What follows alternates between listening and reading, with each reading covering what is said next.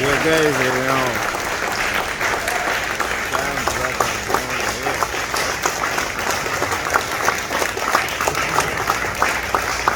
Thank you very much. LUMUMBA'S page coming on. First, let me start by acknowledging the organizers of this evening's gathering. I cannot mention everybody by name, but I've had the advantage of listening to the men and women drawn from different countries across the continent of Africa who have given testimonies which speak to the residents of the mother continent in their hearts and minds. Let me also say how glad and humbled I am to have received this invitation to be present with you this evening and to share with you my thoughts on the role that the diaspora can and, in my view, must play in redefining the continent of Africa. It is very easy in a forum such as this and forums similar to this to talk about Africa as if it was an academic or intellectual curiosity. But that would be a luxury that one cannot and must not afford, because Africa is real.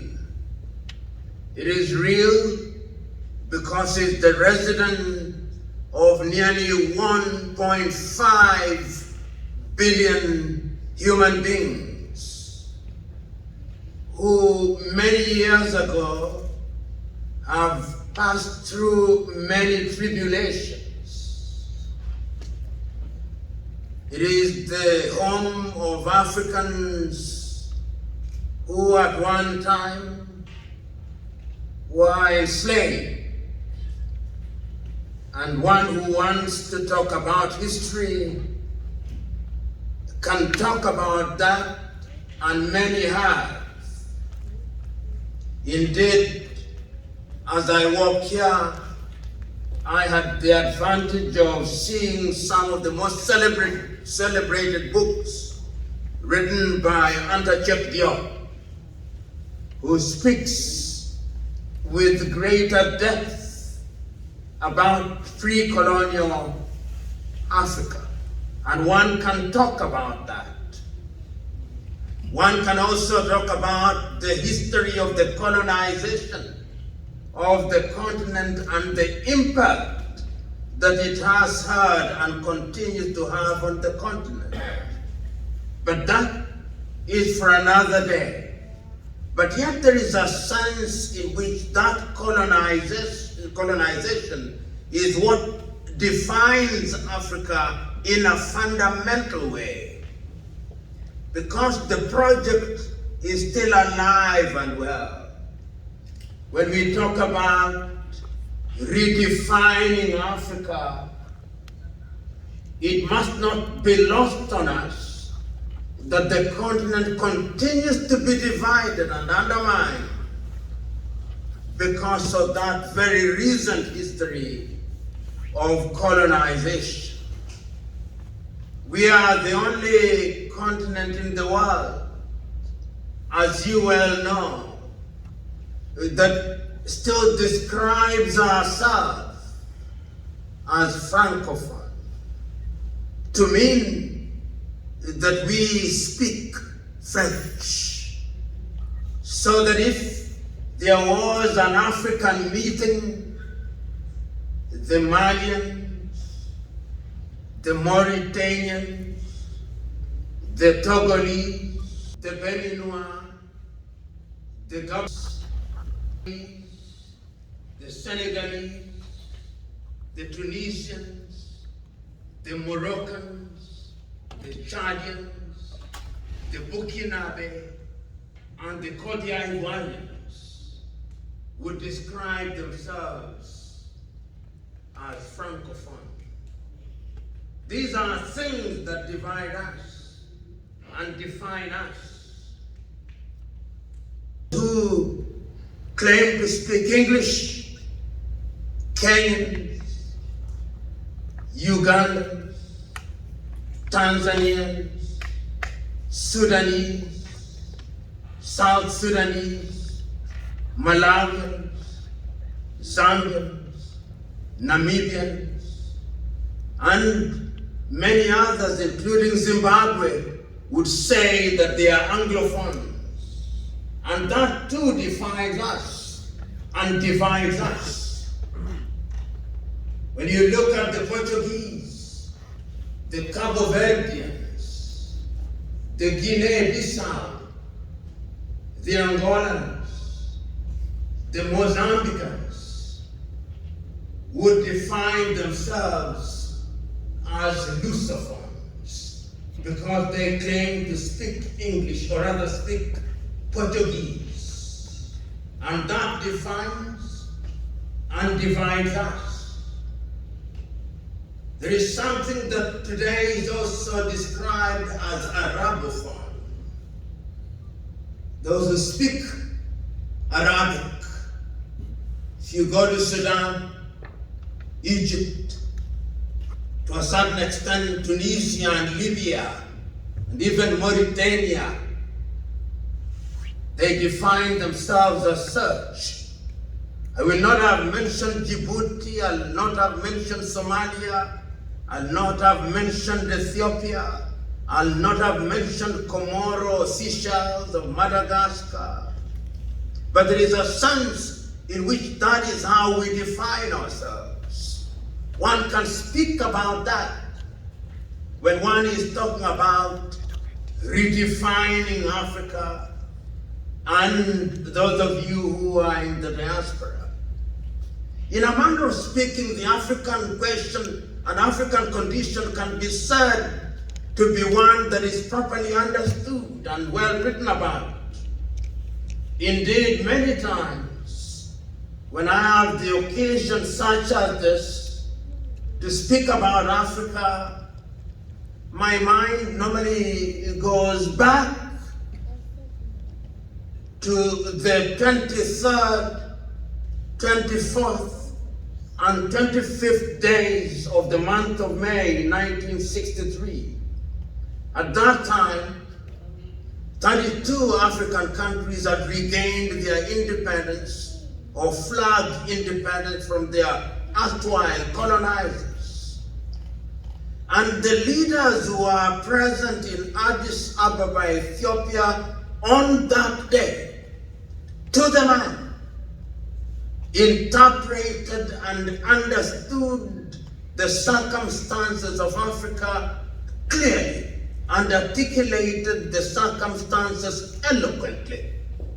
That Africa, having been humiliated, having been abused by the colonizers, had three clear enemies: disease, poverty, and ignorance. That is how clear the diagnosis of the African problem was. And it was there the collective view of the leaders of the day that the entire independence movement was going to be designed to address those issues. That because we had been abused so much, we would not allow our health care systems to collapse. That the leaders were going to work to ensure that life expectancy improved. That they were going to ensure that maternal mortality was reduced. That they were going to ensure that infant mortality was eliminated, and fundamentally that the disease burden would be reduced if not eliminated. That is how clear the diagnosis was in 1963. They were also clear that ignorance was a contributing factor, and that we had been so thoroughly undereducated or miseducated, as Carter G. Woodson had said a little earlier in 1933 of the American in his book, Miseducation of the Negro, which word you did not want to verbalize. And the most important thing was that we did appreciate that we had been miseducated, and so clear was the articulation of this. And if you go to many African schools and many African countries at that time, we built many universities. Those of you who come from Liberia or Sierra Leone will know that in those early days, the universities that existed at that time were universities such as Fura Bay in Freetown in Sierra Leone, which was a leading institution then and even now known as the Athens of Africa, because it was the residence of knowledge. That was Africa, identifying her problems. We also recognized that poverty was an issue, and we assumed that having regained independence, we would deploy our intellectual resources and our other resources to ensure that our men and women would not labor under economic desperation. Ghana regained our independence slightly over 60 years ago. And today, the question may be posed, has Africa conquered her identified enemies? Have the ghosts been exorcised? And if you look at Africa today, it is very easy to be depressed. It is easy to be depressed because, as I speak to you now, many African countries do not know peace. And if they know something that is a semblance of peace, it is merely a lull before some storm. Look at Africa now. Look at Ethiopia, which we thought was moving in the right direction. After the civil war in 1984, when the Derg regime had been eliminated, we thought that Ethiopia had been immunized against conflict. Today, there is a fratricidal war going on there in Tigray. People are now identifying themselves not as Ethiopians. And there is no problem with identity, but this identity is of the negative kind. Tigray, because they are our enemies. There is no peace and quiet in that land with 100 million Africans, which is a resource which could be deployed effectively. And if today you asked a young Ethiopian in Mekelle, or in Lalibela, or in Addis Ababa, they would want to run away to some far distant country. And I'm quite certain that if you went to Eritrea and you talked to some young man or woman in Asmara, they would want to run away to Dubai or to South Africa. But even in that South Africa that you want to run away to, look at what happened in the last 1 week. That country, which was the beacon of hope, the home of the Cape of Good Hope, is now become the Cape of Hopelessness. Brother rising against brother, and suddenly that country that we refer to as the rainbow country is now producing thunder and lightning. And one wonders whether the dreams of the founding fathers of that nation, Albert Luthuli, Walter Sisulu, Governor Mbeki, Nelson Mandela and Chris Hani, whether that country will remain the country that we expected it to be. That depresses one. You go down, you go up a little. Only 1 or 2 weeks ago, in the only absolute monarchy in Africa, in Eswatini, you saw what was happening in the streets of Mbambane. Africa is not at ease.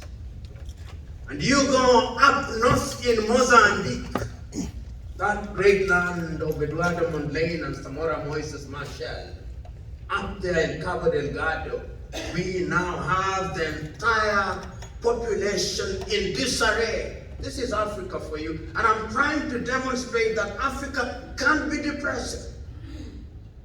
And you don't stop there. Go to the eastern part of Congo. You know,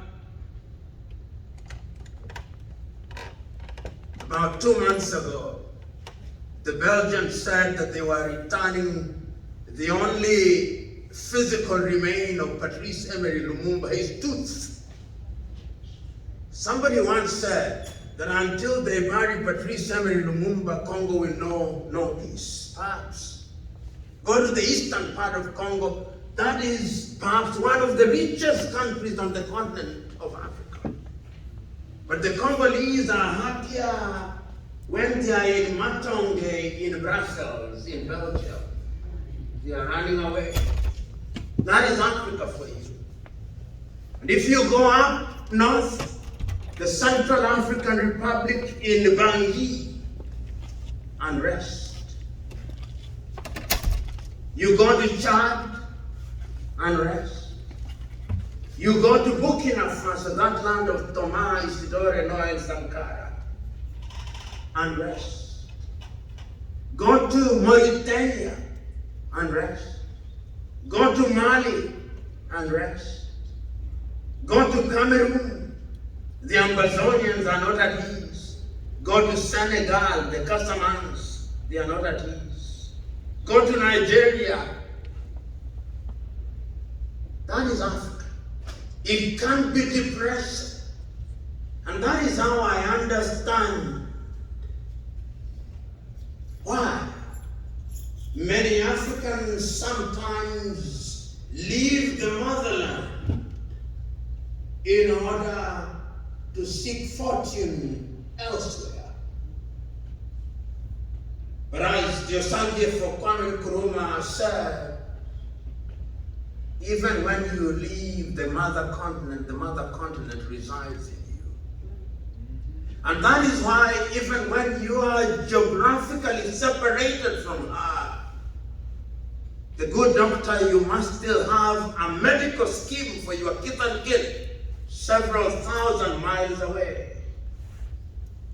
That is why my good friend Lawyer Ungeri says, I cannot sit here in the comfort of Minneapolis, Minnesota. I must go back home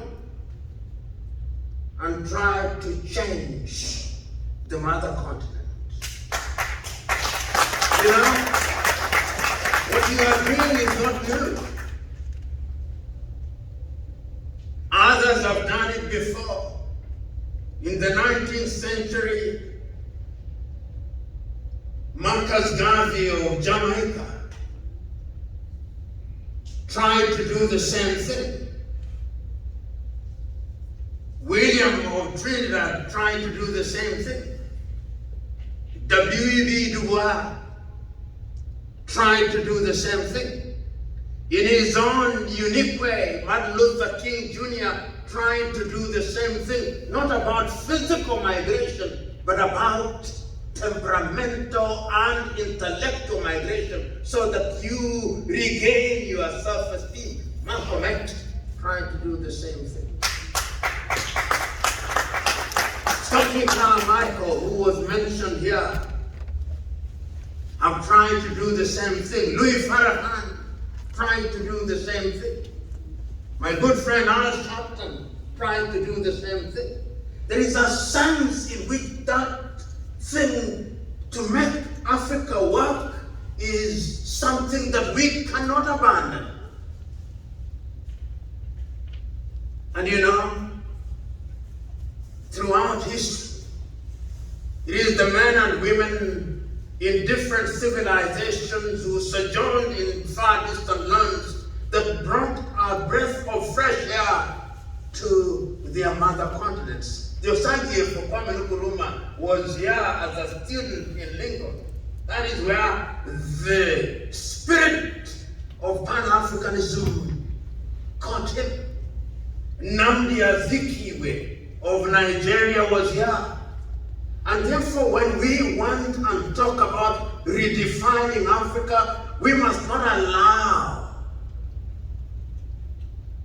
what we consider to be the dark circumstances to dampen our spirit. This United States of America that many think is so great has gone through the valley of the shadow of death, times without number. Is it not this United States of America that fought a war of independence? Is it not in this United States that you had a Boston Tea Party? Is it not this United States that had a civil war? Is it not this United States of America in 1963 that had a civil rights movement? Is it not this United States where George Floyd said, "I cannot breathe"? Is it not this United States? There is not a single nation on earth that does not go through trials and tribulations. Our Africa is going through trials and tribulations. But even as we talk about those trials and tribulations, I can assure you that there are good things that are happening in the continent of Africa. If you have the honor and privilege of traveling through that continent, I do, and I see beautiful things. You know, in 1994, and many of you know this story,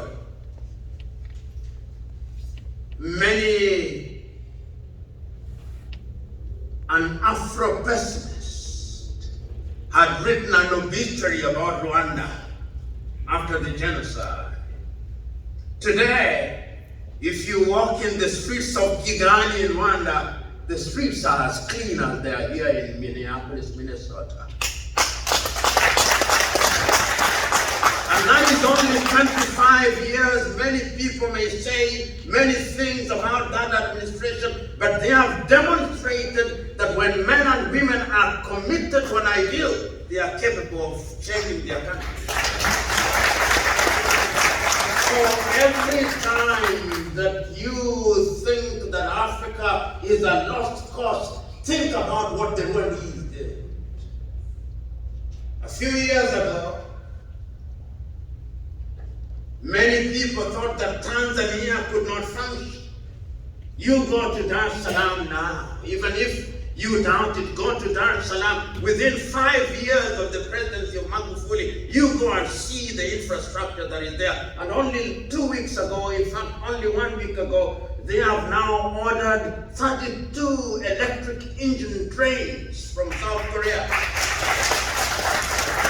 Within 5 years, while it had been projected that Tanzania would become a middle-level economy in 2025, they achieved that 5 years ahead of time. It can be done. It can be done. You go to Namibia, in Windhoek, they may have their own problems, but you go and see that it can be done. Go to Botswana, it can be done. Go to Mauritius, it can be done. Go to Seychelles, it can be done. Go to Senegal, it can be done. In other words, there are things that are happening. Even in our own country, Kenya, we have our own problem that there are certain things that are happening which are positive. You cannot wish them away. Go to Uganda and you'll see a few things that are happening that ought to be celebrated. Even in the troubled Ethiopia, there are things that are happening that can be celebrated. And that is why I hold the view that in order to redefine the continent of Africa, we've got to understand that when you are looking at the life of any nation, never ever measure the life of a nation with your very short lifetime.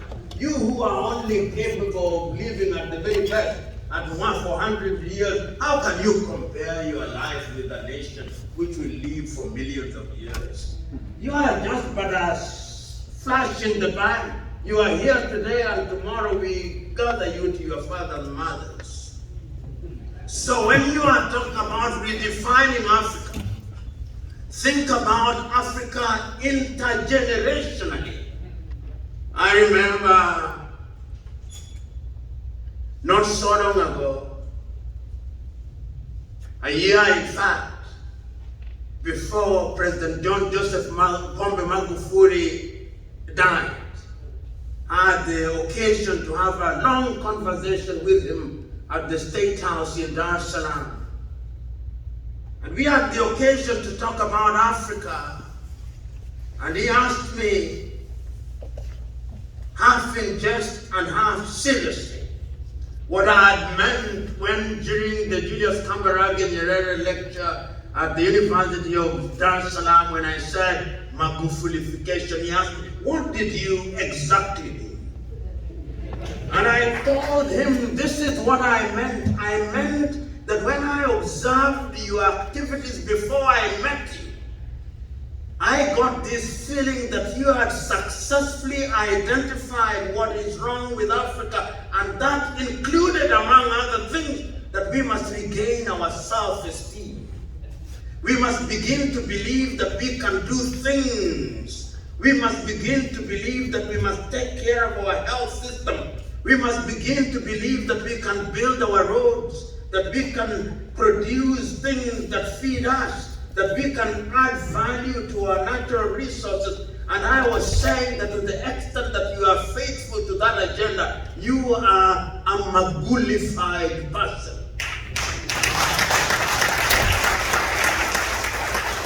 And I believe that that is achievable if the continent has men and women who believe that Africa is capable of resolving our problems. And when we say some of these things, we do not for one moment believe that Africa is going to be a silo that does not deal with the world. We are simply saying that if we want to deal with the world, we must be prepared, because history has demonstrated that fortune favors the vigilant. And I remember once again, in direct answer to your question, what it is that can be done.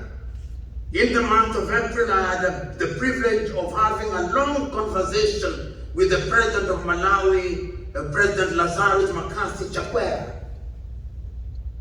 And I told the President, the reason why I requested to meet you is because of the funeral oration that you gave at the funeral of John Joseph Magufuli. Because when I read your oration, you captured the mood of the moment. You are able to understand that in order for Africa to grow, Africa needs a certain kind of leader, a leader or leaders who are selfless. And therefore I come here to Malawi to ask you to give meaning to the word that you spoke. And he asked me, how do you want me to give meaning to the word that you spoke? So I give meaning by allowing our foundation to make Malawi the hub of innovation and invention, which can then be replicated across the continent of Africa. And he said, I give you that opportunity. And in the month of August, next month, I'll be meeting President Chakwera again to begin the process of creating an African hub for invention and innovation, which will then replicate across the continent of Africa. In other words, it is not enough, as you rightly said, to merely criticize, because criticize we can. It is not enough to merely critique, because critique we can. It is not merely enough to lament, because lament we can. It is not enough to intellectualize, because intellectualize we can. It is not enough to philosophize, because philosophize we can. But it is sufficient that beyond the lamentation, beyond the intellectualization, beyond the philosophization, we must go out there and make the road meet the rubber. And the road only meets the rubber when we recognize that when we seek to achieve the thing that will define our life, we are going to make mistakes.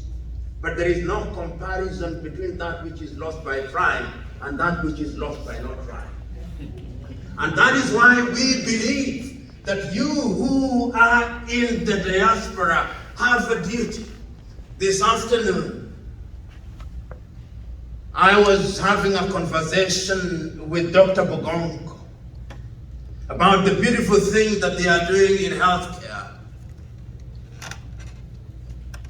And I asked myself, they are doing this because some government in some African country is sleeping on the job. And my good friend Ongeri has already said it. It is not the duty of people in the diaspora to talk about healthcare when we have a Ministry of Health. But the gap is there, and it must be filled, and they are filling that gap. Then we got into the statistics, and Dr. Bogonko and I wondered how much the United States of America spends on healthcare. And no sooner had we wondered than he Googled. And he discovered through the Googling process that the United States of America spends 3.8 trillion United States dollars on healthcare. That is per year. That is the total GDP of Africa this year. In fact, more. In other words, with all the money that we generate as the African continent, the 55 of us in the United States, it goes into healthcare and is not even sufficient. And that tells you that there is work to be done. Then he told me that he is a member of a body of doctors in Minneapolis, Minnesota, and there are 12,000 of them. If you put together all the doctors in Kenya, Uganda, Tanzania, Rwanda, Burundi, oh, they are fewer.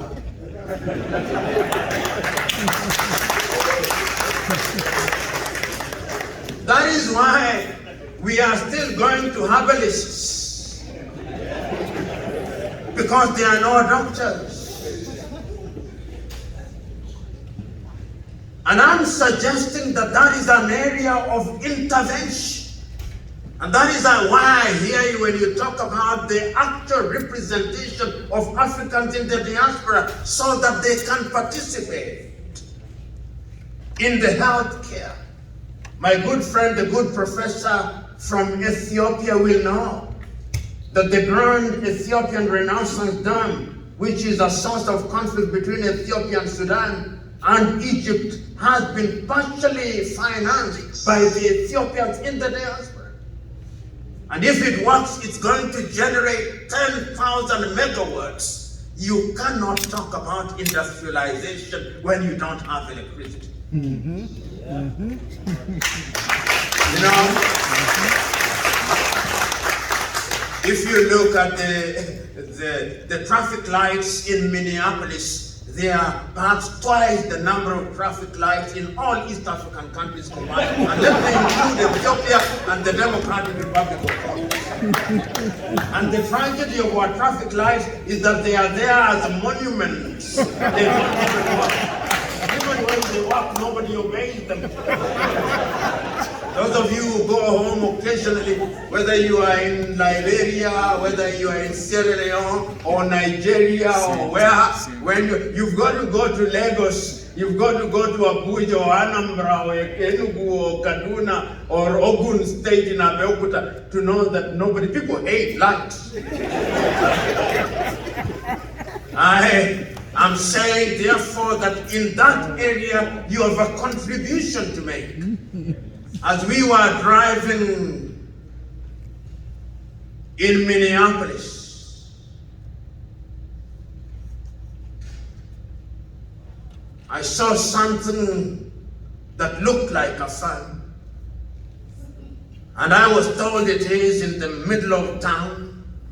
And I was told that it's spinach that they were growing.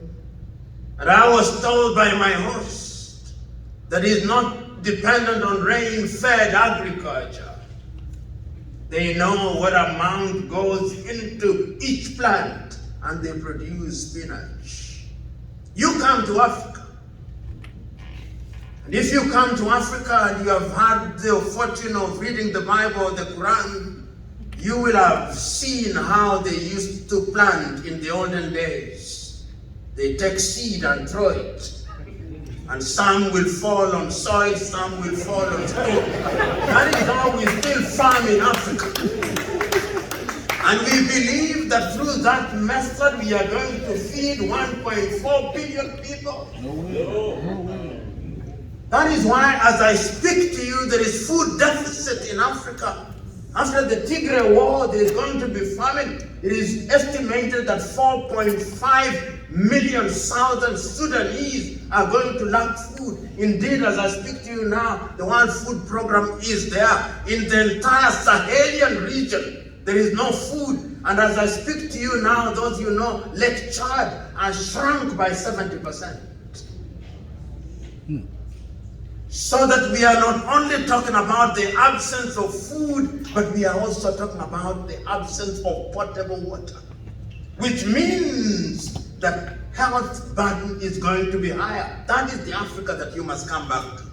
That is the Africa that we must redefine. How can it be that a little country called Israel exports oranges to Kenya? Right now, you talked about Ethiopian coffee. You talked about Kenyan coffee. You talked about Rwandese coffee. Vietnam produces more coffee than all those countries combined. Vietnam. That is the Africa that we must redefine. I've said it before and I'm saying it again. Africa is a continent that produces what it does not consume and consumes what it does not produce. The textile industry in Africa is either dead or in comatose. Why? Because we Africans consume what Europe has rejected, what America has rejected. Those of you who have the fortune of being in the United States of America, I believe periodically you throw away your jeans. You throw away your undergarments. Oh, when they are thrown, they come to Africa. And we consume them gleefully. We wash them and say they are new. That is the Africa that you must redefine. Because how can you be dignified if that which has been rejected is what you celebrate? How can it be? And I'm suggesting to us that the only way we can achieve all these is if we begin to think differently. You have the fortune of being in this part of the world. They have their own problems, but their lives work. If you are in my Nairobi, or in Accra in Ghana, or Abuja in Nigeria, or Monrovia, or Freetown, the light would have disappeared about 5 times since I started speaking.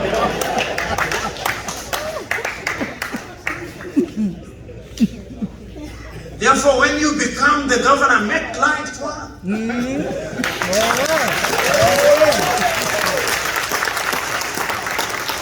It is not magic. It can be done. Yes. The good Dr. Bogongo tells me, and I'll not say where he saw it, to be a good guest. But he went into some room which was described as an ICU. Africa has the penchant of describing things to be what they are not.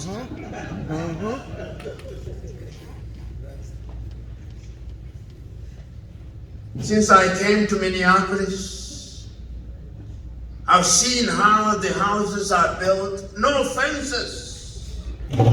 Beautiful.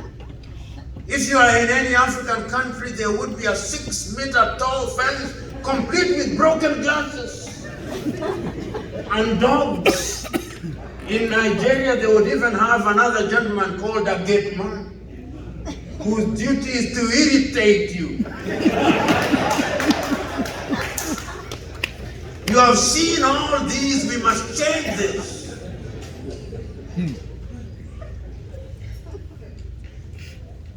And this requires that we make a solemn vow.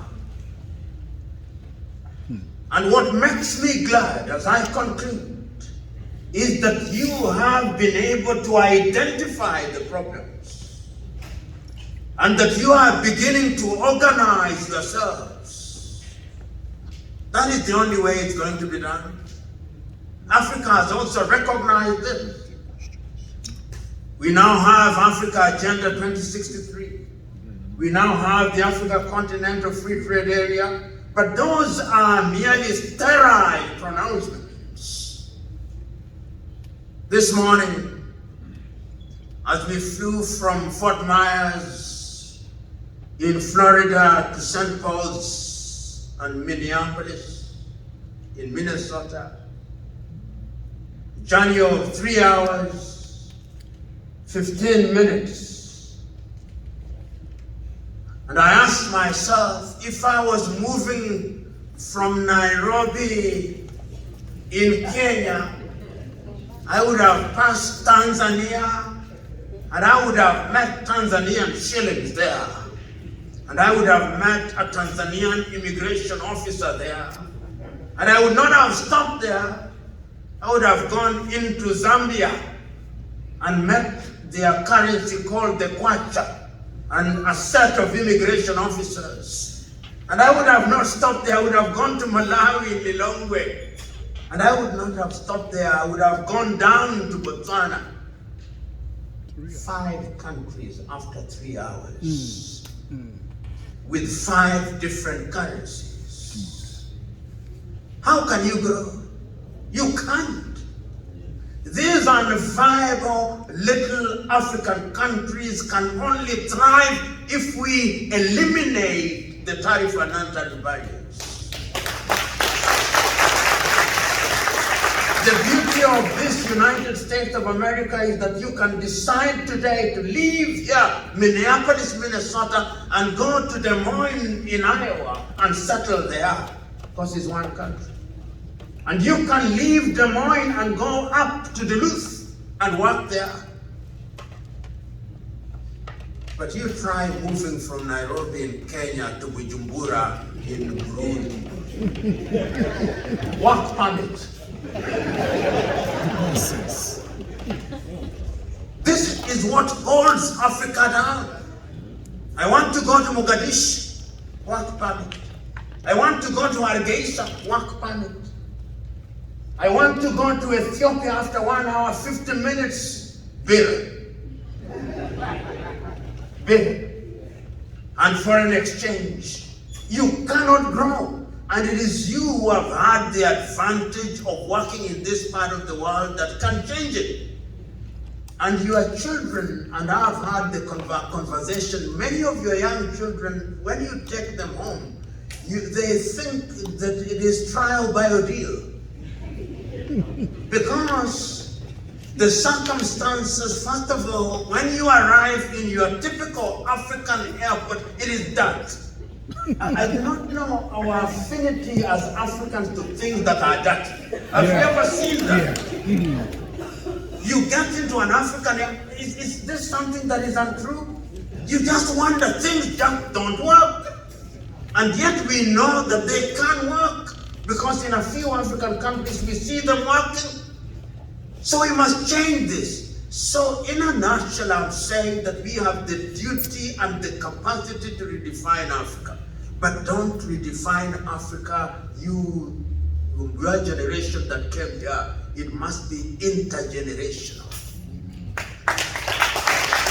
If you do not bring in the young men and women, your children, your sons and daughters to be wedded to this idea of Africa, Africa will become a place that they go to wonder at how their parents and grandparents live. Yet Africa is the mother continent. And I tell young Africans, don't you wonder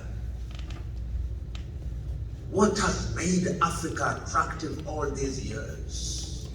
Today, if you fly to Europe or fly from Europe, see the number of young Chinese between the ages of 20 and 30.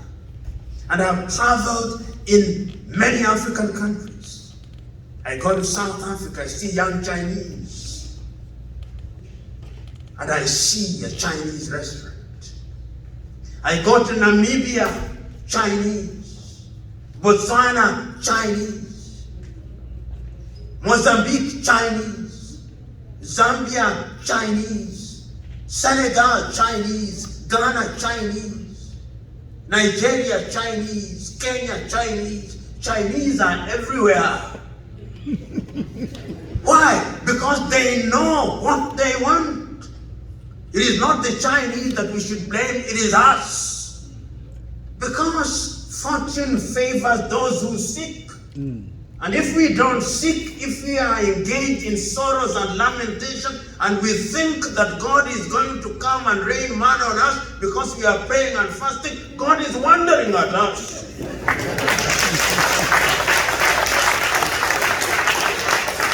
Because the divine instruction by God is you go out there and subdue the world by the sweat of thy brow. God is not in the business of magic. All the things that you can do are resident in your mind. It's the mind that is the standard of the man, as MLK Jr. said. The aeroplane that you fly, it came out of somebody's mind. It was resident here, there, it was woken up. These microphones came out of somebody's mind. Everything is a product of human thought. So, ladies and gentlemen, I beseech you, you have come here in this land of plenty, but you have left a land of even more plenty. Don't forget that land. That land must never be forgotten. Is the land that has given birth to all civilizations. That land called Africa. All of us came from there. Whether you want science to prove it for you, all of us came from Africa. Whether you want myths to prove it to you, all of us came from Africa. Come back. When I say come back, I don't mean you've got to be physically there, no. Even this is our land. Even this one. But don't forget and never ever cut the umbilical cord. It is easier said than done.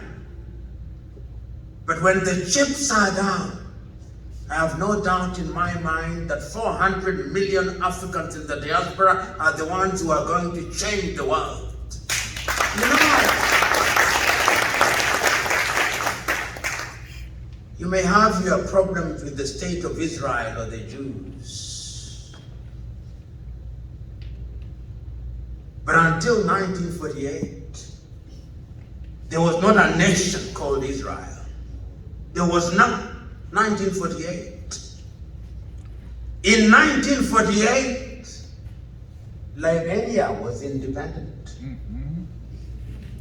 and had been independent for a long time. Ethiopia was independent and had been independent for a long time. Then in 1948, little Israel popped out in the Levant. A few years later, The economy, the GDP of Israel is larger than the entire sub-Saharan African per capita, excluding Egypt and South Africa. Why? Because even when they were in exile, they remembered that there must be a motherland. You must never forget that. You must never forget that. You must always have your true north. And Africa is not Israel. Africa is bigger than Israel. Africa is better than Israel. So, ladies and gentlemen, when you go home, reflect. Those who have been bitten by the bug of Africanhood, go out there and say like Julius Caesar, Vene, Vidi, Vici, I came, I saw, and I conquered. Those who have chosen to be here, like Yusuf, conquer here too. Once you have conquered here, share with us. Don't take everything away. Share some with us. And I hope that many of you who are here are going to engage your various embassies. Because African embassies are also infamous for men and women who think that their diplomatic assignments is for holiday. They don't work. Engage them and tell them that they have a duty to facilitate you so that you can help the motherland. I hope that that will be done. Because an Africa that is redefined is an Africa that is going to be a strong participant in the world. When we say that Africa must be great, we are not saying that Africa must be great that she may conquer anybody. That is not the business of Africa. We are saying that Africa must be great so that she can participate in the affairs of the world on an equal footing with the others. And she can. If everything eluded us, let us be participants in the new revolution. The nanotechnology that we talk about, let us be partakers of it. We now have software engineers, we have doctors, we have people who are technically savvy. Come and help the continent of Africa. Come and redefine the continent of Africa. It is waiting to be redefined, and we all must participate in that grand agenda, and it will be well with us. Because if we don't define Africa, then we will be defined by others. And when you are defined by others, then you lose your humanity. And when you lose your humanities, you become a thing. And when you become a thing, you'll be abused and be humiliated. Choose you now, whether you want to be human beings or you want to be things. God bless.